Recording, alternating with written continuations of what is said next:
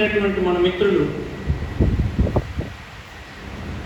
శ్రీ కీర్తిశేషులు సుధాకర్ సంవత్సరం గడిచిన తర్వాత మళ్ళీ మనందరం సంస్మరణ చేయడానికి రావడం, సంస్మరించుకోవడం, ఒకవైపున ఆయన గొప్పతనాన్ని తెలియజేస్తుంది, రెండో వైపున మీ అందరి సంస్కారం దీంట్లో తెలుస్తుందని ఈ సందర్భంగా మీ అందరినీ అభినందిస్తుంది.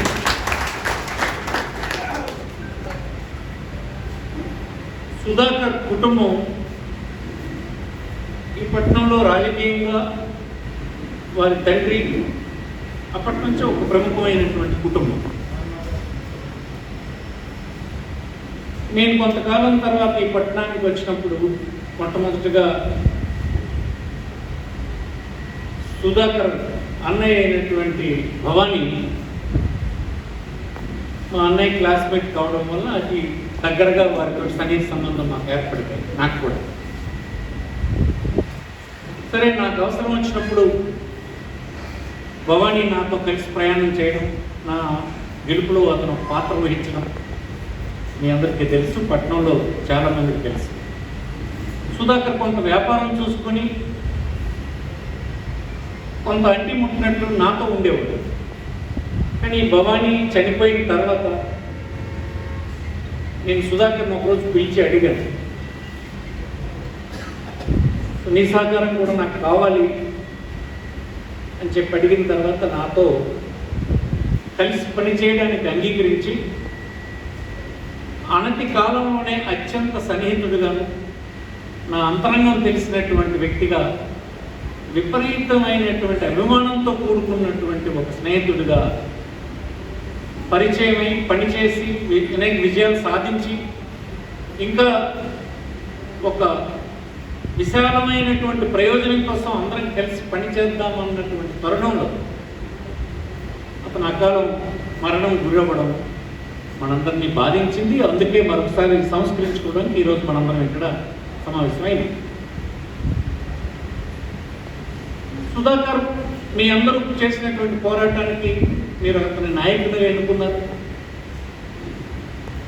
మీ అందరూ ప్రశంసలు పొందేటట్టుగానే ఆయన నాయకత్వాన్ని కూడా దానికి ఇచ్చారు.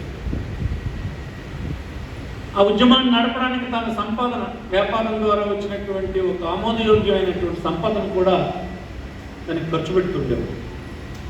ప్రతి చిన్న విషయాన్ని నాతో పరిచయం అయిన తర్వాత నాతో సంప్రదించేవాడు. ఏ విషయం నాకు ఇక సాంప్రదించిన విషయం అంటూ లేకుండా ఉండేది.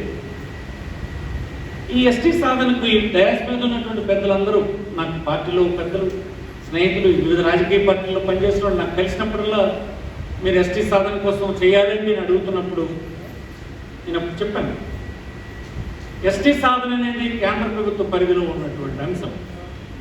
ఎస్సీ కానీ ఎస్టీ కానీ రాష్ట్ర ప్రభుత్వ పరిధిలో ఉన్నటువంటి అంశాన్ని మీరు ఏదైనా టేకప్ చేస్తే నేను చేయగలిసిన సాయం చేస్తానని కూడా అప్పుడే చెప్పాను. మీ అందరికి తెలుసు, క్లారిటీ ఉంది. కానీ మీ దృష్టి అంతా ఎస్టీ సాధన మీద వెళ్ళింది కనుక ఆ విషయం మీదే మీ పోరాటం సాగుతుండేది, ఆ ఉద్రేకంలో ఉన్నారు అన్నారు. అయితే ఆ ఉద్యమం ఎస్టీని సాధించారా లేదా అన్నది ఒక విషయం అయితే, ఆ దానికోసం చేసినటువంటి ఉద్యమం, ఒక సరైన కారణం కోసం చేసినటువంటి ఉద్యమం మీ అందరినీ ఐక్యం చేయగలిగింది. మత్స్యకారుల వాయిస్ని బయట గట్టిగా వినిపించగలిగినారు. గడిచిన కాలంలో ఎన్నడూ లేని విధంగా రాష్ట్రంలో ఉండే మత్స్యకారులంతా ఒక స్లోగన్ వినిపించగలిగినారు. అందుకే ఈనాడు ఈ జిల్లాలో ఒక మత్స్యకారుడు శాసనసభ్యుడిగా అయినాడు, ఒక రాజకీయ పార్టీ నుంచి అని మీకు సందర్భంగా గౌరవ రామ్మోహన్ నాయుడు గారు వేదికను అలంకరించవలసిందని కోరుచున్నాం. అలాగే అదే శాసనసభ్యుడు ఇక్కడ మంత్రిగా వచ్చాడు.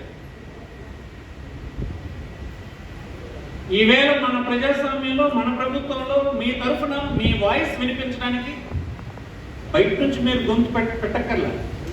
ప్రభుత్వం లోపటే ఒక వ్యక్తి ఉన్నాడు అన్నది, ఈ విజయం ఎలా సాధ్యమైంది? ఇది కేవలం మీ ఐక్యత వల్ల, మీ విద్య పోరాట ఫలితం వల్ల. మీరు చూపించినటువంటి ఆ కఠోరమైనటువంటి ప్రయత్నం వల్ల ఇది సాధ్యమైంది. కోసం ఉద్యమంలో ఏమీ మేము సాధించలేదు అనేటువంటి నిరుత్సాహం ఎవరికి అవసరం లేదు. ఇకపోతే ఎప్పుడైనా ఉద్యమాల్లో ఒక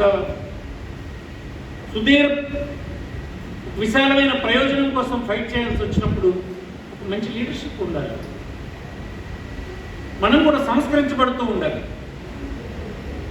దాన్ని ఎప్పటికప్పుడు చైతన్యవంతంగా నడిపేవాడు కావాలి. గాంధీజీ మనకు స్వాతంత్రం తెచ్చినాడు. అతను శాంతియుతమైనటువంటి ఒక ఆయుధాన్ని ఎంచుకున్నానని చెప్పాడు. నేను చెడ్డు గాంధీ. అతనికి తెలుసు ఏం యుద్ధం చేస్తాను. ప్రపంచాన్ని అంతటినీ గడగడలాడించినటువంటి బ్రిటిష్ సైన్యం, ఆయుధ సంపత్తి కలిగినటువంటి సైన్యం, దాంతో అహింస యుద్ధం చేసి చేయగలవా? హింసతో తేలదు. అహింస అనేది అతను ఎంచుకున్న మార్గం. అంతే. అప్పుడు భారతీయులు గోచికొట్టలేనటువంటి పరిస్థితి, ఏమీ తెలియనటువంటి పరిస్థితి, అక్షర జ్ఞానం లేనటువంటి పరిస్థితి, కడుపు నిండా 4 గంజి నీళ్ళు తాగడానికి అవకాశం లేని పరిస్థితి. అలాంటి దౌర్భాగ్య స్థితిలో ఉన్నటువంటి భారతీయుల్ని కత్తి పట్టుకుని యుద్ధం చేయమంటే తుపాకీ ఉందా ఉండరు, కత్తి ఉందా ఉండదు. అలాంటి పరిస్థితుల్లో అహింస అనేటువంటి మార్గం ఎంచుకుని దాని ద్వారా చేయొచ్చు అన్నది తెలిసిపోయింది. అది లీడర్షిప్ తనకు తెలియదు. జాగ్రత్తగా అతను కన్విన్స్ చేసుకొచ్చాడు యుద్ధం కంటే. ఈ భారతీయులకి మనం స్వతంత్రం ఇచ్చేయడమే మంచిది అనేటువంటి అభిప్రాయాన్ని ప్రపంచానికి, అటు బ్రిటిషర్స్కి కలిగించే దిశవైపు అందరినీ ఐక్యం చేశారు. అంటే లీడర్షిప్కి ఎప్పుడైనా తెలివితేటలు ఉండాలి. ఏం చేయాలి, ఎలా చేయాలి అన్నది. ఈనాడు ఒక మంచి ముఖ్యమంత్రి ఉన్నాడు. మంచి ముఖ్యమంత్రి అంటే నేను పార్టీ వాడిని కనుక ముడుతున్నాను అనుకుంటారు చాలా మంది. అనుకుని పర్వాలేదు. అతను బీదవాళ్ళ పట్ల ప్రేమ కలిగినటువంటి వాడు. నేను గడిచిన కాలంలో ఎమ్మెల్యేగా ఉన్నప్పుడు అపోజిషన్లో మీరందరూ వచ్చారు, చాలామంది మంచిగా నాయకులు వచ్చారు. సార్ ఈ జిల్లాలో 270 మంది చనిపోయారు, కనీసం వాళ్ళకి ఇచ్చినటువంటి ఎక్స్గ్రేషియా ప్రకటించారు, ఆ ఇంటికి సంపాదన తెచ్చి కడుపు నింపేటువంటి యజమాని చనిపోవడం వల్ల దిక్కులేని పరిస్థితుల్లో భార్య పిల్లలు కన్నీరు కారుస్తున్నారు, ఆకలితో చేస్తున్నారు. ఆ ప్రకటించినటువంటి డబ్బు ఇన్ని సంవత్సరాలుగా ఇవ్వలేదు. ఈ ఒక్క జిల్లాలోనే 270 మంది ఉన్నారని ఆనాడు నాకు చెప్పారు. చాలా జిల్లా అధ్యక్షుడు కానీ చాలా మంది నాయకులు కానీ అప్పుడు వచ్చారు. వస్తే ఆనాడు నేను అసెంబ్లీలో మాట్లాడినా, రాజశేఖర రెడ్డి గవర్నమెంట్ వచ్చిన వెంటనే ఆ పాత బకాయిలన్నీ వచ్చిన వెంటనే ఇప్పించగలిసానని మీకు సందర్భం మనం చేస్తాను. అది గొప్పతనం నేను అంటాం లేదు. నేడు అలాంటి సంఘటనలు జరుగుతున్నాయి. నిన్ననే బందర్వాన్పేటలో చనిపోయారు. అన్యాయం కదా అది. ఈత రానటువంటి ఒక ముగ్గురు, ఈత కూడా సరిగ్గా రాదట వాళ్ళు. ఎప్పుడో యోగున 3 గంటలకు లేచి సముద్రంకి వెళ్ళారు. గంటలోనే తిరగబడిపోయింది, చనిపోవడం అయిపోయింది. ఒడ్డుకు సేవలు అయ్యి వచ్చినాయి. ప్రయత్నం చేస్తే జరగలేదు. జరగకపోతే చనిపోయినటువంటి తెలిసిన తర్వాత ముందు రోజు మా అబ్బాయి వెళ్ళాడు, 2వ రోజు నేను మంత్రి గారితో కలిసి వెళ్ళాను. మంత్రి ఆ కుటుంబాలకు 5 లక్షల రూపాయల చెక్కులు పట్టుకొని, ప్రభుత్వ డబ్బు పట్టుకొని వచ్చాడు. ఎలా సాధ్యమైంది? అతను మత్స్యకారుడు కనుక, ఆ కష్టాలు తెలుసు కనుక, ఎక్కడో ఖాతాలోంచి 3 చెక్కులు పట్టుకొని వచ్చి వెళ్ళినప్పుడు మనం ఇస్తే బాగుంటుంది, తర్వాత చూసుకుందామని చెప్పి ఇక్కడ కలెక్టర్ దగ్గర ఇంకో దేని నుంచి వాడేసి, ముఖ్యమంత్రి గారు ప్రకటించిన 10 లక్షలు వచ్చే ముందు ఒక 5 లక్షలైనా మనం తీసుకెళ్ళి ఇద్దామని చెప్పి ఇచ్చాడు. ఎందుకు అది జరిగింది? నిర్ణయం చేసే దగ్గర మనవాడు ఉంటే వచ్చిన అడ్వాంటేజ్, పాలనలో మనవాళ్ళు ఉంటే వచ్చిన అడ్వాంటేజ్. పుట్టించేవాడు ఉంటే కడవంతులు కూర్చున్నా ప్రాబ్లం లేదని సాంగ్ దాని నుంచో వచ్చింది. ఇప్పుడు కెప్టెన్ ఉన్నాడు, ఇక్కడ మా కొలీగ్ ఉన్నాడు, మీ మత్స్యకార అసోసియేషన్ ప్రెసిడెంట్ ఉన్నాడు, అలాగే నాయకులు నరసింహరావు కానీ, మన ఉద్యమాలు అలవాటు ఉన్నటువంటి రాజారావు కానీ, మోహన్ కానీ, అందరూ హేమహేమీలంతా కింద కూడా కొంతమంది పిలవలేకపోవచ్చు, కానీ అందరూ ఆర్గనైజేషన్లోనూ బాగా ఉద్యమాలు నడిపిన వాళ్ళలోనూ ఉన్నారు. మీరు ఆలోచించండి, ఇప్పటికీ నేను సాయం చేస్తాను. రాష్ట్ర ప్రభుత్వంలో ఏదైనా అంశం ఉంటే ఇప్పుడే మీరు నేను మనిషి లోపల ఉన్నాడు సాధ్యమవుతుంది. ఆలోచించండి,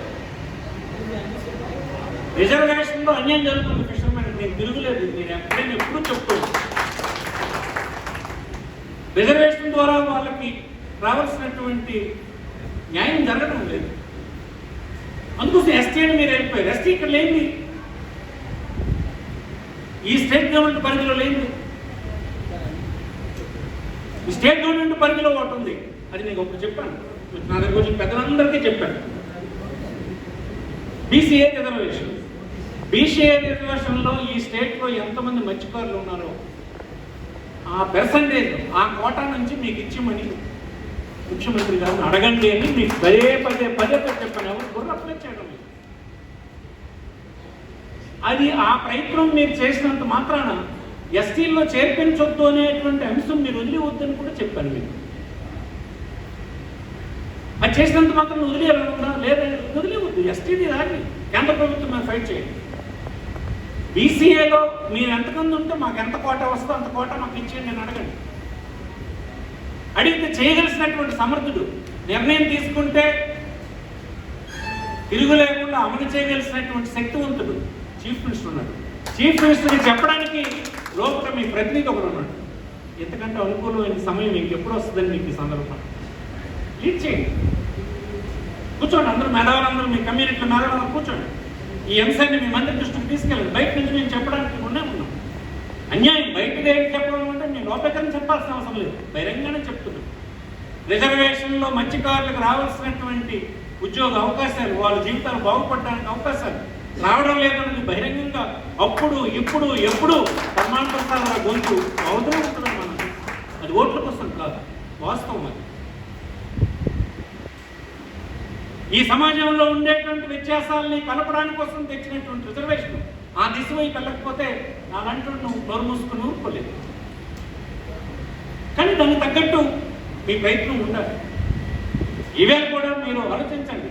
ఒక స్ఫూర్తినిచ్చినటువంటి సుధాకర్ నాయకత్వం కంటిన్యూ చేయండి. కంటిన్యూ చేసి రాష్ట్ర ప్రభుత్వ పరిధిలో ఉన్న అంశం రాష్ట్ర ప్రభుత్వాన్ని అడగండి, కేంద్ర ప్రభుత్వ పరిధిలో ఉన్న అంశం కేంద్ర ప్రభుత్వం అడగండి. మాకు బీసీఏలో మా కోట మీరు అదనంగా అడగద్దు. మాకున్నటువంటి రిజర్వేషన్లో మా సంఖ్యకు తగ్గ కోట మాకు వదిలేయండి. ఉంటే ఎవడో ఒకటి మత్స్యకారుడు ఉద్యోగాలు పొందుతూనే ఉంటాడు. ఒక 15-20 సంవత్సరాలు వచ్చినప్పుడు ప్రతి ఇంట్లో ఒక మత్స్యకారుడి కుటుంబంలో ఒక ఉద్యోగం ఉండే పరిస్థితి రాబోతుందని మీకు సందర్భం. ఇది ఎన్నిసార్లు చెప్పినా సరిగా వినిపించుకోలేము. క్యాప్టెన్ ఉన్నాడు, క్యాప్టెన్తో కలిసి వచ్చినప్పుడు వాళ్ళకి అర్థమైన మిగతా వాళ్ళు వినడం లేదు.